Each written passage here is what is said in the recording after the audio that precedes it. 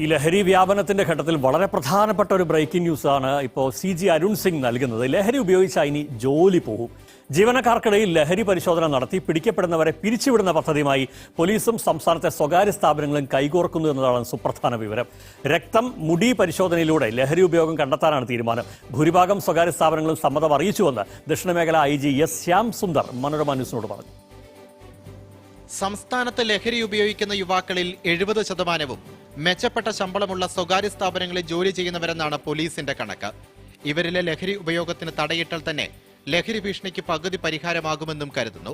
അതിനായാണ് സ്വകാര്യ സ്ഥാപനങ്ങളിലെ സ്ത്രീ ചൂഷണം തടയാനുള്ള പോഷ് ആക്ടിന്റെ മാതൃകയിൽ ലഹരി ഉപയോഗം തടയാനായി പ്രത്യേക നയം തയ്യാറാക്കുന്നത്. നിശ്ചിത ഇടവേളകളിൽ മുഴുവൻ ജീവനക്കാരെയും പരിശോധിച്ച് ലഹരി ഉപയോഗിച്ചതായി തെളിഞ്ഞാൽ പിരിച്ചുവിടുന്നതാണ് രീതി. ഒരു തവണ രാസലഹരി ഉപയോഗിച്ചാൽ 3 മാസം കഴിഞ്ഞ് നടത്തുന്ന പരിശോധനയെ പോലും കണ്ടെത്താനാകും.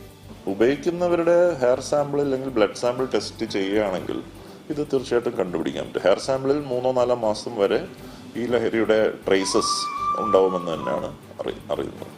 ഏത് സമയത്തും ഈ ഡ്രഗ് ടെസ്റ്റിങ്ങിന് വിധേയൻ ആക്കപ്പെടും എന്നുള്ള ഒരു പ്രവണത ഉണ്ടെങ്കിൽ അത് തീർച്ചയായിട്ടും ഇതിൻ്റെ ഉപയോഗം കുറയ്ക്കുന്നതിൽ വളരെയധികം സഹായകരമാവുമെന്നാണ് തോന്നുന്നത്.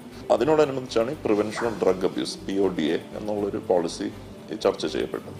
IT രംഗത്തെ അടക്കം വിവിധ മാനേജ്മെന്റുകളും അസോസിയേഷനുകളുമായി IG ശ്യാം സുന്ദറിന്റെ നേതൃത്വം നടത്തിയ ചർച്ചയിൽ എല്ലാവരും പരിശോധനയ്ക്ക് സമ്മതമറിയിച്ചു. സ്ഥാപനങ്ങളുടെ നയങ്ങളിൽ മാറ്റം വരുത്തി ഘട്ടം ഘട്ടമായി നടത്താനാണ് തീരുമാനം.